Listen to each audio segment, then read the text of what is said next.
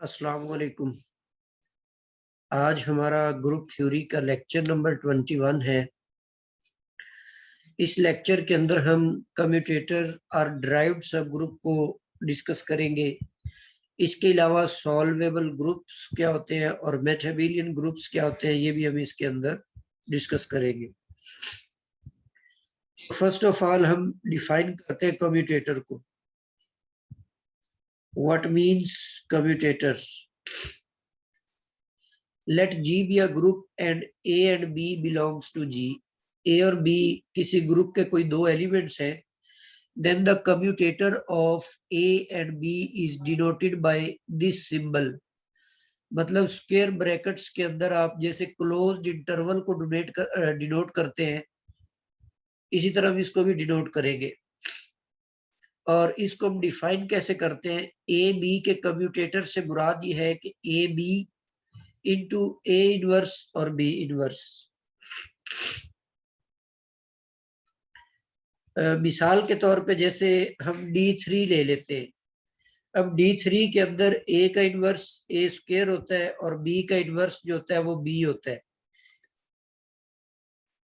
तो अगर हम A B का कम्यूटेटर निकालना चाहते हैं तो according to definition of commutator A B A inverse और B इनवर्स। अब A भी एज इट इज लिख लिया, B भी एज इट इज लिख लिया, और A इनवर्स जो है वो A स्क्वायर के बराबर है और B इनवर्स जो है वो B के बराबर है। ये जो फर्स्ट टू एलिमेंट्स है ए बी, ये हमने एज इट इज राइट कर लिए। और डाइहेड्रल ग्रुप के अंदर आपको पता है कि ये जो ए स्क्वायर बी होता है, ए स्क्वायर बी, ये इक्वल होता है बी ए के। बी ए डाइहेड्रल 3 ग्रुप के अंदर ए स्क्वायर बी के इक्वल होता है। तो एसोसिएटिव प्रॉपर्टी की मदद से हमने इसको बी स्क्वायर लिख लिया। अब बी स्क्वायर जो होता है ये 1 के बराबर होता है, क्योंकि बी का ऑर्डर जो होता है वो 2 होता है। बी स्क्वायर आइडेंटिटी हो गया तो आपके पास सिर्फ ए और ए बचेंगे, जिनको हमने ए स्क्वायर लिख लिया। तो इसका मतलब है कि ए और बी का जो कम्यूटेटर है वो ए स्क्वायर के इक्वल है। इसी तरह सॉरी, ये D3 नहीं है, ये Q8 है। यहाँ पर ये जो एलिमेंट लिखा हुआ है ना, ये D3 नहीं, ये Q8 है। आई जे हमने दो एलिमेंट्स Q8 में से पिक कर लिए। क्वार्टिनियन का ग्रुप्स जो होता है, इसमें आपको पता है कि आई का इनवर्स माइनस आई होता है, जे का इनवर्स माइनस जे होता है। तो अगर हम आई और जे का कम्यूटेटर फाइंड आउट करना चाहते हैं तो according to definition of commutator हम इसको इस तरह से लिखेंगे। यहाँ पर आई और जे एज इट इज लिख दिए, और आई इनवर्स माइनस आई और जे इनवर्स माइनस जे, ये माइनस माइनस प्लस होकर आई जे और आई जे लिख लेते। अब आपको पता है कि इसके अंदर क्वार्टिनियन 8 के अंदर जो आई जे होता है वो के इक्वल होता है, तो इसको भी के लिख लिया, और ये के स्क्वायर के इक्वल होगा और के स्क्वायर -1 के बराबर होता है। तो आई जे का कम्यूटेटर आपके पास -1 आ गया। थर्ड एग्जांपल है, अगर हम जी एक एबिलियन ग्रुप ले लेते हैं तो एबिलियन ग्रुप के अंदर तो ये जो इनवर्स और ये एलिमेंट होते हैं ये इंटरचेंज हो सकते हैं। मतलब कम्यूटेटर को हमने ऐसे डिफाइन किया हुआ है ना कि ए बी है और फिर ए इनवर्स है, उसके बाद बी का इनवर्स है साथ में। तो अगर एबिलियन ग्रुप होगा तो ये जो सेंटर वाले एलिमेंट्स हैं ये कम्यूट कर जाएंगे। जब ये कम्यूट करेंगे तो ए इनवर्स इस तरफ आ जाएगा और बी जो है वो इस तरफ आएगा। तो ए और ए इनवर्स ये दोनों भी आइडेंटिटी हो जाएंगे, ये दोनों भी आइडेंटिटी हो जाएंगे, तो रिजल्ट आपके पास आइडेंटिटी के इक्वल आ जाएगा। तो एबिलियन ग्रुप के अंदर जो कम्यूटेटर होता है वो ऑलवेज आइडेंटिटी एलिमेंट होता है।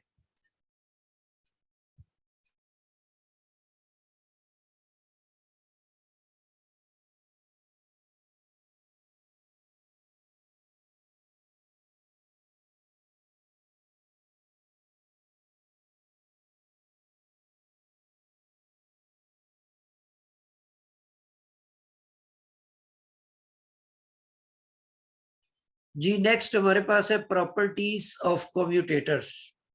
कम्यूटेटर की प्रॉपर्टीज। अगर आप ए बी के कम्यूटेटर का इनवर्स निकालते हैं तो इसका मतलब है कि वो बी ए के कम्यूटेटर के इक्वल होगा।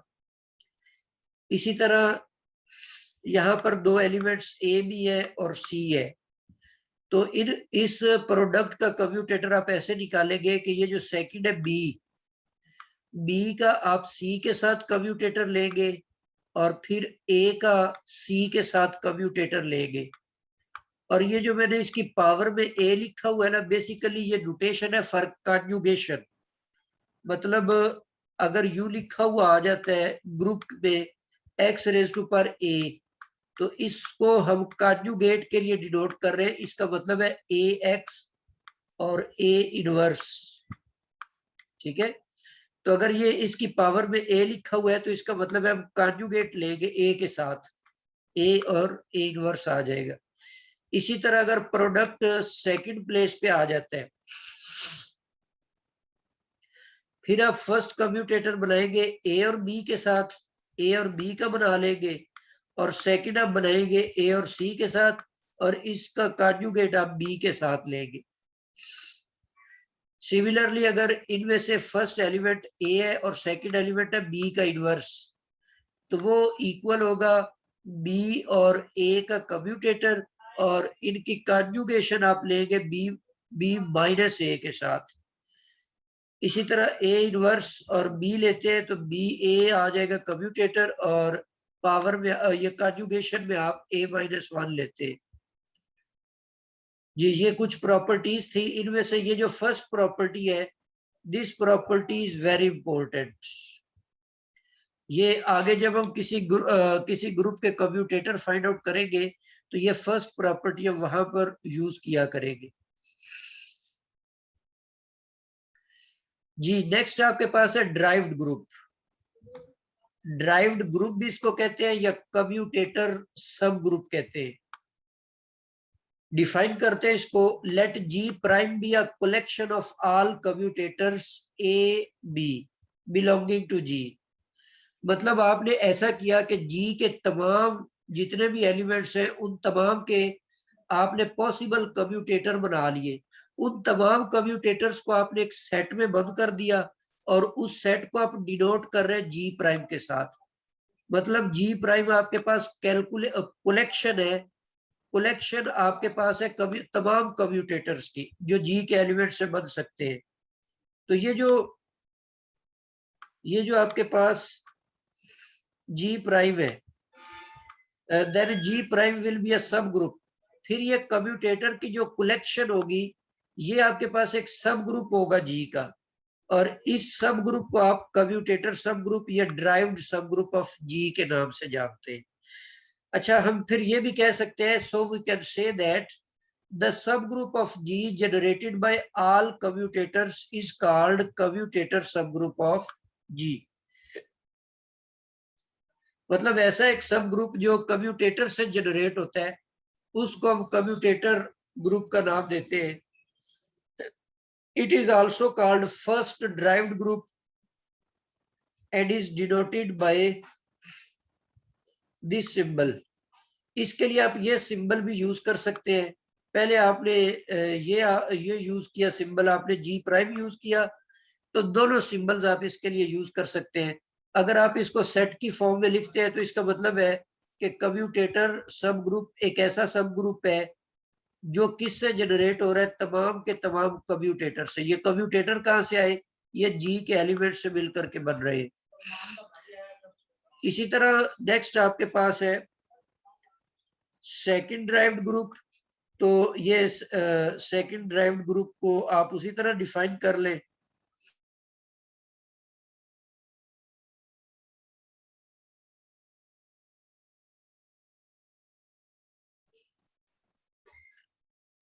जी, सेकंड ड्राइव्ड ग्रुप से मुराद ये है कि जो आपने फर्स्ट ड्राइव्ड ग्रुप बनाया ना, उसी के एलिमेंट्स को यूज करके आप तमाम कम्यूटेटर्स बना लें। तो वो आपके पास, मतलब ये जो कम्यूटेटर आप बनाएंगे ना सेकंड के लिए, तो एलिमेंट्स आप जी प्राइम में से पिक करेंगे। इसी तरह थर्ड ड्राइव्ड ग्रुप से मुराद ये है कि ऐसा कम्यूटेटर सब ग्रुप जो कि कम्यूटेटर बनाने के लिए आप सेकंड ड्राइव्ड ग्रुप से एलिमेंट्स पिक करेंगे। इसी तरह आप nth ड्राइव्ड ग्रुप जो है वो डिफाइन कर सकते हैं। यहां पर कुछ इंपॉर्टेंट रिजल्ट्स है। जो ड्राइव्ड ग्रुप होता है, ये कम्यूटेटर ग्रुप होता है, ये जी का नॉर्मल सब ग्रुप होता है। अच्छा, ये रिजल्ट्स ना हमें ड्राइव्ड ग्रुप मालूम करने के लिए हेल्पफुल प्रूफ होंगे। सबसे पहली बात तो हमने ये की कि ये जो ड्राइव्ड ग्रुप होता है ये नॉर्मल होता है। नॉर्मल ग्रुप हम ऑलरेडी जानते हैं, नॉर्मल ग्रुप कैसे निकलते हैं। इसी तरह नेक्स्ट आपके पास है कि ये जो फैक्टर ग्रुप है ना, जी प्राइम के साथ आप बनाएंगे, वो हमेशा एबिलियन ग्रुप बनेगा। ठीक है। दूसरा सी में आपके पास है कि K is a normal subgroup of G such that G K is एबिलियन। तो फिर ये जो जी प्राइम है ना, ये के का सबसेट होगा। इसका मतलब क्या है? इसका मतलब ये है कि आपने मिसाल के तौर पर, ये हमारे पास एक ग्रुप है जी, ये मैंने एक ग्रुप जी ले लिया हुआ है और इसका मैंने एक नॉर्मल सब ग्रुप के ले लिया। ये के मेरे पास एक इसका नॉर्मल सब ग्रुप है। ठीक है। अब हम ये कह रहे हैं कि अगर आप जी का फैक्टर ग्रुप बनाते हैं के साथ, जी का के साथ फैक्टर ग्रुप बनाते हैं और इसकी प्रॉपर्टी ये है कि ये एबिलियन ग्रुप बन जाए। अगर ये फैक्टर ग्रुप क्या बन जाए? Abelian group. तो उस सूरत में अगर ये एबिलियन बन जाता है तो ये जो जी ग्रुप है इसका जो कम्यूटेटर होगा ना, वो इस के का सब सेट होगा, मतलब वो इसके अंदर लाई करेगा। जी प्राइम जो होगा वो इस के का सबसेट होगा। लास्ट रिजल्ट हमारे पास ये है कि अगर जी एबिलियन ग्रुप है, और एबिलियन में आपको पता है कि कम्यूटेटर का रिजल्ट सिर्फ आइडेंटिटी निकलता है, तो जो मर्जी एलिमेंट आप पिक करते जाए उनके कम्यूटेटर निकालते जाए वो आइडेंटिटी निकलेंगे। तो उस सूरत में जो ड्राइव्ड ग्रुप होगा वो सिर्फ आपके पास ट्रिवियल सब ग्रुप बनेगा। तो ये रिजल्ट्स हमारे लिए हेल्पफुल होंगे जब हम आगे काम करेंगे। जी, यहाँ पर मैंने कुछ प्रॉब्लम्स जो है वो सॉल्व किए हुए ड्राइव्ड ग्रुप फाइंड आउट करने के लिए। ये बाय डेफिनेशन मैंने इनको किया हुआ है। सबसे पहले तो यहाँ पर मैंने ये कहा कि अगर आप फर्स्ट प्लेस पे आइडेंटिटी एलिमेंट ले लेते हैं और एक्स जो है ये कोई भी आर्बिट्रेरी एलिमेंट यहाँ पे रख लेते हैं, तो उस सूरत में इस कम्यूटेटर का रिजल्ट हमेशा आइडेंटिटी निकलेगा, जो ग्रुप मर्जी हो। तो ये रिजल्ट हमने यहाँ पर यूज किया। अब आपके पास ये वन के साथ तो जितने भी कम्यूटेटर बने उन तमाम का रिजल्ट वन ही निकलता है। अब मैं सेकंड एलिमेंट ए पिक कर लेता हूँ, तो ये मैंने ए का जब मैं वन के साथ कम्यूटेटर बनाऊंगा वन आ जाएगा। ए का मैंने बी के साथ कम्यूटेटर बनाया तो ए बी ए इनवर्स, ये क्लाइन फोर ग्रुप है। और आपको पता है कि क्लाइन फोर ग्रुप के अंदर सारे एलिमेंट्स का ऑर्डर टू होता है, इसीलिए बी इनवर्स जो है वो भी बी के बराबर होगा और ए इनवर्स जो है वो भी ए के बराबर होगा और ए बी जो है उसका इनवर्स भी ए बी के बराबर होगा, क्योंकि इन तीनों एलिमेंट्स का ऑर्डर टू है। तो यहाँ पर ये रिजल्ट हमने यूज करते हुए जो ए इनवर्स था उसकी वैल्यू ए लगा दी, बी इनवर्स की वैल्यू भी बी लगा दी। तो अब ये भी ए बी है, ये भी ए बी का स्क्वायर बनेगा और ए बी का ऑर्डर चूंकि टू है तो वो आइडेंटिटी आ जाता है।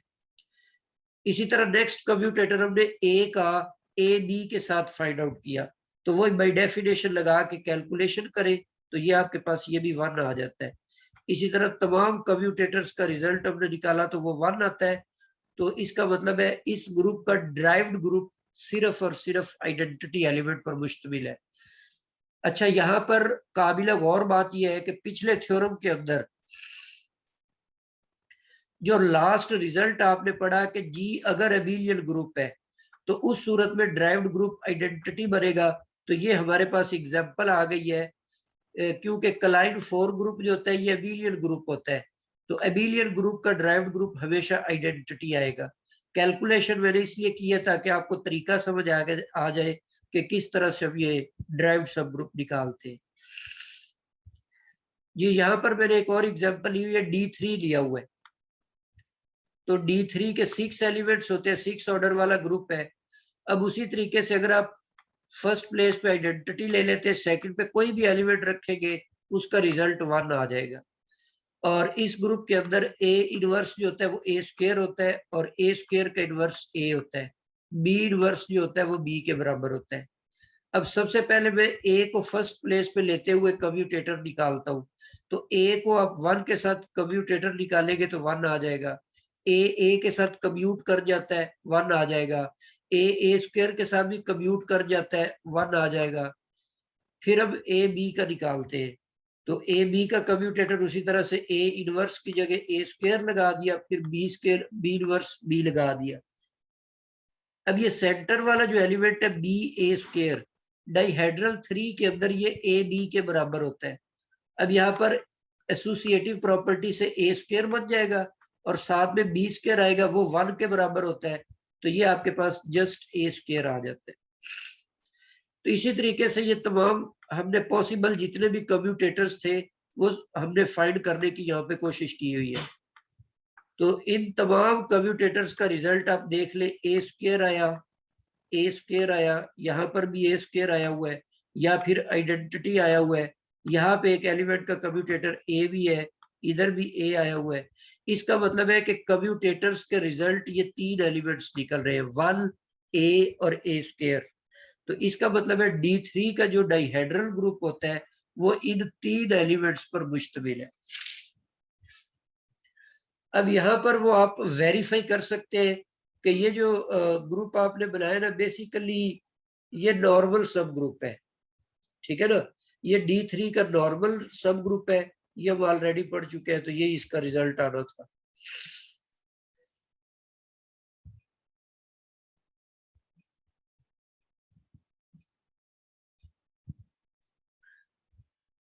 इसी तरह यहाँ पर मैंने क्वार्टिनियन ग्रुप्स जो है उसका मैंने ड्राइव्ड ग्रुप निकाला हुआ है।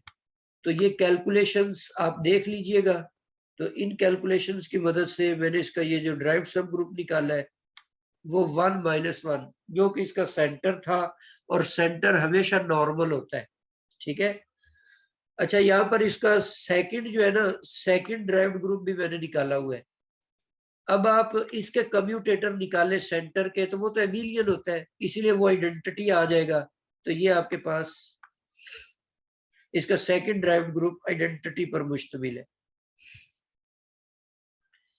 जी यहाँ पर कुछ इंपॉर्टेंट रिजल्ट्स हैं कि जो DN होता है, डाइहेड्रल ग्रुप N ऑर्डर का, इसका जो कम्यूटेटर होता है ना वो ए स्क्वायर से जनरेट होता है। मतलब मैं आपको ये कहता हूं कि D3 का आप मुझे कम्यूटेटर बताएं, तो D3 का कम्यूटेटर से मुराद ये होता है कि कैसे निकालेंगे इसको, ए स्क्वायर से जनरेट होने वाला। अब ए स्क्वायर की पावर 1 लेंगे, ए स्क्वायर आ जाएगा। ए स्क्वायर की पावर जब हम 2 लेंगे तो वो A4 आएगा, और A4 जो होता है जिसको हम A3 और A लिख सकते हैं, तो A3 1 हो जाता है, तो A4 जो है वो A के बराबर आ जाता है, ठीक है। तो यहाँ पर A आएगा। जब हम इसकी पावर 2 की लेंगे ना 3, वो A6 बनेगा, वो 1 के बराबर होता है। तो ये हमने इस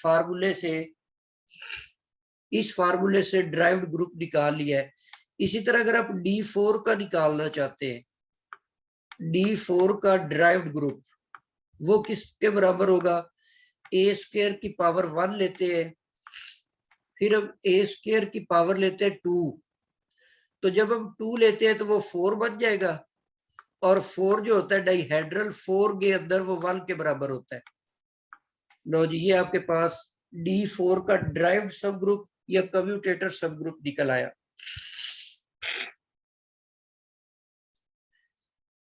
जी नेक्स्ट आपके पास है सिमेट्रिक ग्रुप। सिमेट्रिक ग्रुप का ड्राइव्ड ग्रुप हम कैसे निकालेंगे, ये जो वही प्रीवियस रिजल्ट है उसको अगर आप इस्तेमाल करें, देखिए पीछे चलते हैं हम।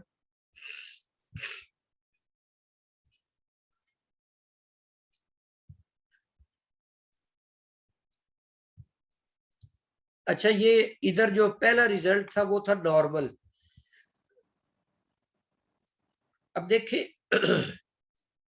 जैसे S4 है या S3 है, तो S3 के कौन कौन से नॉर्मल सब ग्रुप बनते हैं वो आप लिख लें यहाँ पे।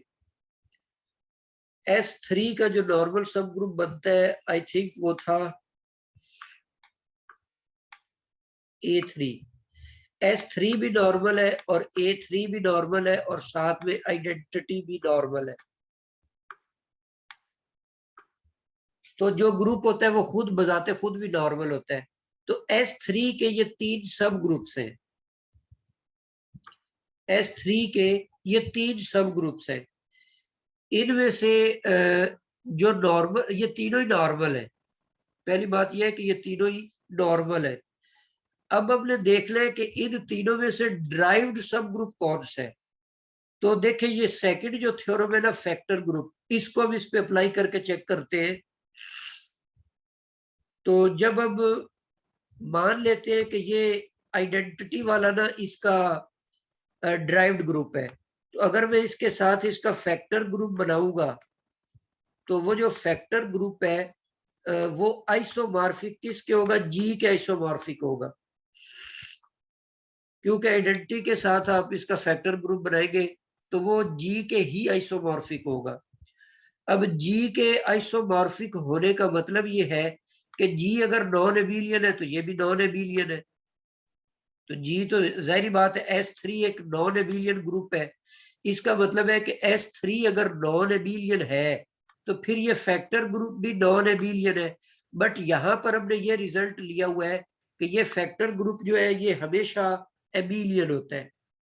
ठीक है, तो इसका मतलब है कि ये जो आइडेंटिटी वाला है ये तो इसका कम्यूटेटर सब ग्रुप नहीं है, ये इसका कम्यूटेटर सब ग्रुप नहीं है। तो आइडेंटिटी को हम छोड़ दें। इसी तरह जब हम S3 लेते हैं तो S3 का फैक्टर ग्रुप अगर आप S3 के साथ बना ले तो ये किसके आइसोमॉर्फिक होता है, ये आइडेंटिटी के आइसोमॉर्फिक होगा। रिजल्ट्स पुल के जरिए भी आप चेक कर सकते हैं। तो ये आपके पास AN आ जाता है, अल्टरनेटिंग ग्रुप। S4 का A4 आ जाएगा और ये रिजल्ट ट्रू किसके लिए होता है, N ग्रेटर और इक्वल टू 3 के लिए। इसी तरह अगर आप अल्टरनेटिंग ग्रुप जिसके अंदर सारी इवन परमुटेशंस होती हैं उनका अगर आप निकालना चाहते हैं ड्राइव्ड सब ग्रुप, तो वो N ग्रेटर और इक्वल टू 5 के लिए AN के इक्वल होता है। ठीक है, इससे लेस की अगर आप बात करें 4 की तो A4 के लिए वो V4 की इक्वल आ जाता है। ठीक है, ये V4 की इक्वल होगा। अच्छा, उसके बाद Q8 अगर आप A3 की बात करें, ये भी आप पूछ सकते हैं कि A3 जो है उसके लिए क्या होगा। तो ये A3 जो है ना ये तो एबिलियन हो जाता है। तो एबिलियन की सूरत में ड्राइव्ड सब ग्रुप जो होगा वो आपके पास आइडेंटिटी पर मुश्तमिल होगा, सिर्फ उसमें आइडेंटिटी एलिमेंट आएगा। ठीक है, तो इसका ड्राइव्ड सब ग्रुप जो है वो आइडेंटिटी है। अच्छा, Q8 का हमने ऑलरेडी निकाल लिया हुआ है, इसका सब ग्रुप ये इसका सेंटर निकला था, ड्राइव्ड सब ग्रुप। जी नेक्स्ट आपके पास है सॉल्वेबल ग्रुप। सॉल्वेबल ग्रुप क्या होता है, a group G is called solvable if and only if the sequence of subgroups G superset हो G प्राइम का, G प्राइम सुपर सेट हो double double derived subgroup का, इसी तरह up to so on. यहाँ पर ये जो GI लिया हुआ है तो GI से क्या मुराद है, ड्राइव्ड ग्रुप ऑफ GI-1, मतलब हर एक पिछले का ड्राइव्ड ग्रुप है। अच्छा, वो ये कहता है कि ये जो ड्राइव्ड ग्रुप है ना जी के, it terminates at some integer के इन द आइडेंटिटी। मतलब जी के का जो रिजल्ट है ना ये एट द एंड क्या होना चाहिए, आइडेंटिटी के बराबर आ जाना चाहिए। अगर ये आइडेंटिटी पर आकर खत्म हो जाता है तो इसका मतलब है कि वो सॉल्वेबल ग्रुप है। जैसे अगर जी को एबिलियन लेते हैं तो इसका फर्स्ट ड्राइव्ड ग्रुप ही आइडेंटिटी आ जाता है। तो ये जितने भी एबिलियन ग्रुप्स होते हैं वो सारे सॉल्वेबल होते हैं। अभी हमने Q8 का निकाला था फर्स्ट ड्राइव्ड ग्रुप, वो निकला था +-1 और ये एबिलियन ग्रुप है। एबिलियन का दोबारा आप ड्राइव्ड ग्रुप निकालेंगे वो आइडेंटिटी आ जाएगा। तो देख ले ये इसका जो ड्राइव्ड ग्रुप है वो यहाँ पर वो इंटीजर k जो है वो 2 के बराबर आ गया, मतलब 2 पर जाकर हमें आइडेंटिटी मिल चुका है। इसी तरह D3 का हमने निकाला था ये वाला, और ये भी एबिलियन होता है, तो इसका अगेन आप ड्राइव्ड ग्रुप निकालेंगे तो वो भी आइडेंटिटी आ जाएगा। तो ये भी सॉल्वेबल है। Q8 भी सॉल्वेबल है, D3 भी सॉल्वेबल है, और हर एबिलियन ग्रुप जो होता है वो सॉल्वेबल होता है। नेक्स्ट आपके पास है मेट एबिलियन ग्रुप। क्या होता है? A group G is said to be met abelian if the derived group G prime of G is abelian। अगर G प्राइम जो है वो एबिलियन है ना, तो उस सूरत में वो ग्रुप मेट एबिलियन कहलाएगा। तो यहाँ से जो सारे के सारे एबिलियन ग्रुप्स होते हैं वो मेट एबिलियन होते हैं। Q8 भी मेट एबिलियन है क्योंकि इसका जो ड्राइव्ड ग्रुप है वो एबिलियन है। D3 भी मेट एबिलियन है क्योंकि इसका जो ड्राइव्ड ग्रुप है वो भी एबिलियन है। जी, यहाँ तक हमारा आज का लेक्चर मुकम्मल हुआ। तो यहाँ तक अगर कोई क्वेश्चन आपके माइंड में है तो वो आप पूछ सकते हैं।